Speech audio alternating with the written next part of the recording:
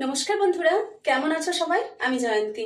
আজ আমি তোমাদের সাথে শেয়ার করছি আমার ছোট মেয়ের ভীষণ ফেভারিট হচ্ছে গাজরের রসমালাই। তো বন্ধুরা চলো দেরি না করে তাড়াতাড়ি শুরু করছি। এই গাজরের রসমালাই বানানোর জন্য আমি এখানে কয়েকটা গাজর নিয়ে নিয়েছি। এই মিডিয়াম সাইজ আর একটা বড় আছে, এই কিছুটা পরিমাণ গাজর নিয়ে নিয়েছি। এটা ওজনে প্রায় 700 গ্রাম মতন হবে গাজর নিয়েছি। এবার এগুলোকে পরিষ্কার করে ধুয়ে নিয়েছি। এরপর এগুলোকে আমি খোলা ছাড়িয়ে নেবো, দিয়ে পিস পিস করে নেবো।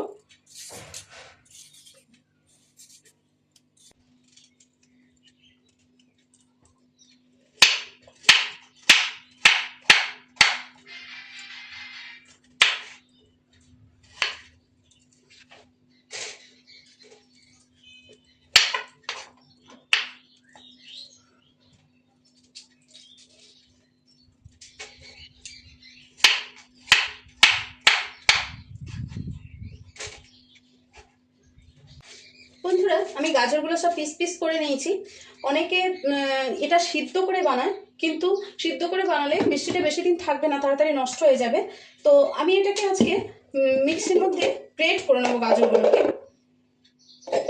এই গ্রেট করে যদি বানানো হয় তাহলে অপেক্ষাকৃত বেশি দিন থাকবে মিষ্টিটা, আর নাহলে সিদ্ধ করে বানালে মিষ্টিটা খুব তাড়াতাড়ি নষ্ট হয়ে যায়।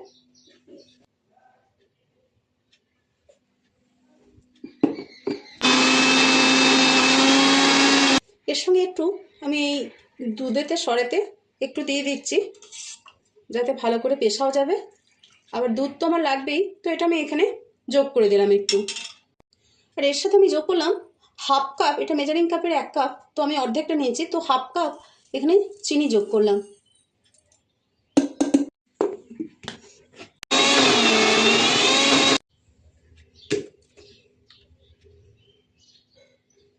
মিহি পেস্ট একটা বানিয়ে নিয়েছি বন্ধুরা। এবার আমি গ্যাসের মধ্যে একটা প্যান চাপিয়ে দিলাম। প্যানটা গরম হয়ে গেছে। এবার একটু আমি গাওয়া ঘি দিয়ে দিলাম এর মধ্যে। এই 2 টেবিল চামচ মতো হবে, আমি এখানে গাওয়া ঘি দিলাম।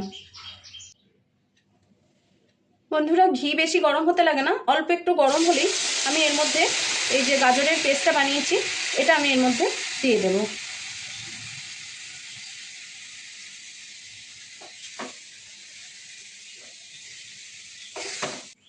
বন্ধুরা গাজরটা এখনো ভালো করে গরম হয়নি, ঠান্ডাই আছে ওপর দিকটা।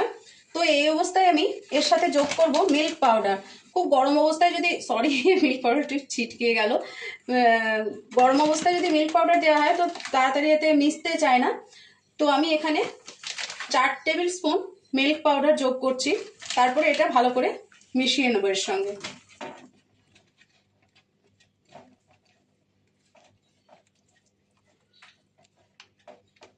দেখো বন্ধুরা কত সুন্দর মিল্ক পাউডারটা এর সাথে মিশে গেল।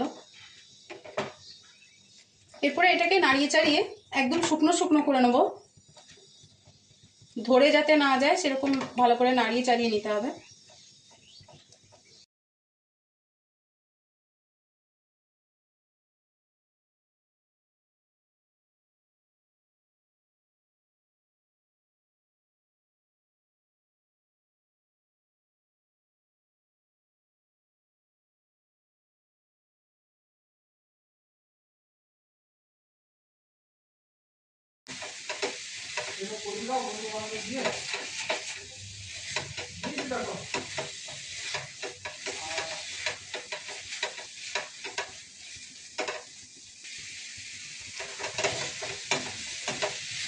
এই গাজরটাকে বেশ ভালো করে একটু শুকনো শুকনো করে নিতে হবে, যাতে ভালো করে গোল গোল মানে নাড়ু আকারে আমরা বানাতে পারি, বাইন্ডিংটা যাতে আসে সেই জন্য ভালো করে শুকনো শুকনো করে নিতে হবে। একটু বাইন্ডিংয়ের জন্য দিয়ে দেবো এই 2 টেবিল চামচ মতো সুজি।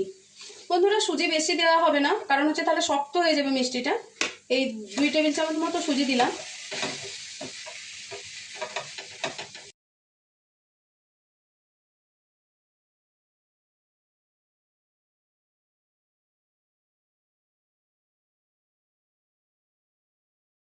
বন্ধুরা আমি এটা প্রায় অনেকটা শুকনো শুকনো করে নিয়েছি দেখো। এবার ঠান্ডা হওয়ার জন্য রেখে দেবো, তারপর ঠান্ডা হয়ে গেলে একটু নাড়ু পাকিয়ে নেব।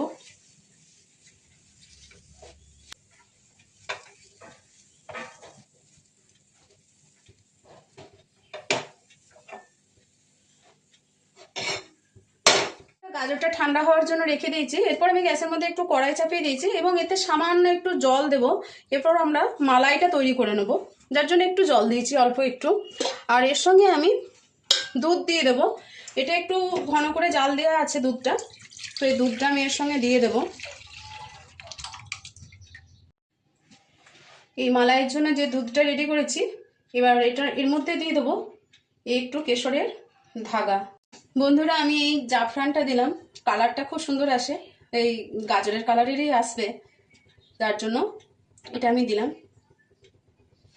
দুধটা ফুটবে, তার সাথে সাথে এই কালারটাও আসবে।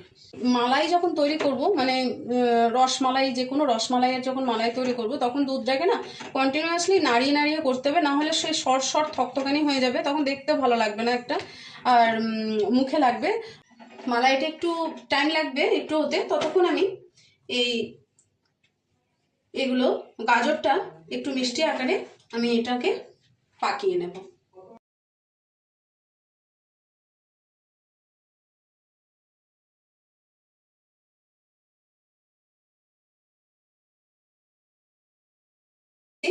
লাড্ডু আকারে বানিয়ে নিয়েছি।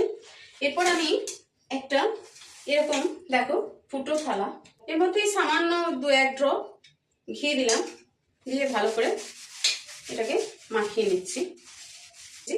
এগুলোকে সব সাজিয়ে দেবো এর মধ্যে।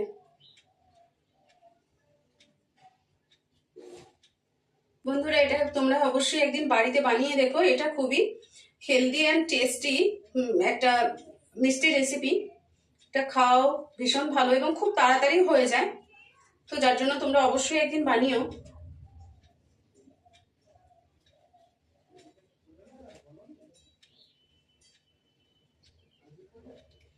তো আমি এইভাবে এই ফুটো থালাটার মধ্যে সব মানে রেখে দিয়েছি। এরপরে এই যে মালাইটা হচ্ছে, এটা আলাদা করে জলের ওপর দিয়েও করা যায়, কিন্তু যেহেতু আমার অলরেডি মালাইটা এখানে দুধ একটা মানে বয়েল হচ্ছে, সেজন্য আমি এর উপরেই স্টিম করার জন্য এটা দিয়ে দিলাম। এই কড়াইয়ের মধ্যে এটা চাপিয়ে দিলাম। এবার এটা ঢাকা দিয়ে 10 মিনিটের জন্য রেখে দেবো। হিটটা কমিয়ে দিয়েছি, ফ্লেমটা লো করে দিয়েছি, না হলে আবার মালাইটা তলা থেকে যদি লেগে যায় তখন বিপদ হয়ে যাবে। তো এটা আমি 10 মিনিটের জন্য রেখে দিলাম লো ফ্লেমে। একটু স্টিমটা পাক। 10 মিনিট হয়ে গেছে, চলো এটা নামিয়ে নিই।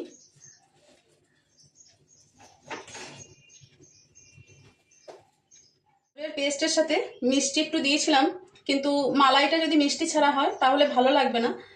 তো এখানে মিষ্টিটা সম্পূর্ণরূপে নিজেদের চয়েসের মতন দেবে, যেরকম মিষ্টি পছন্দ করবে। তো আমি খুব সামান্য পরিমাণ 1/4 কাপ এখানে মেজারিং কাপে একটু মিষ্টি দিলাম। চলো আর একটু কম দিই, এটুকু দেবো না, মিষ্টি যত কম খাওয়া হয় ততই ভালো।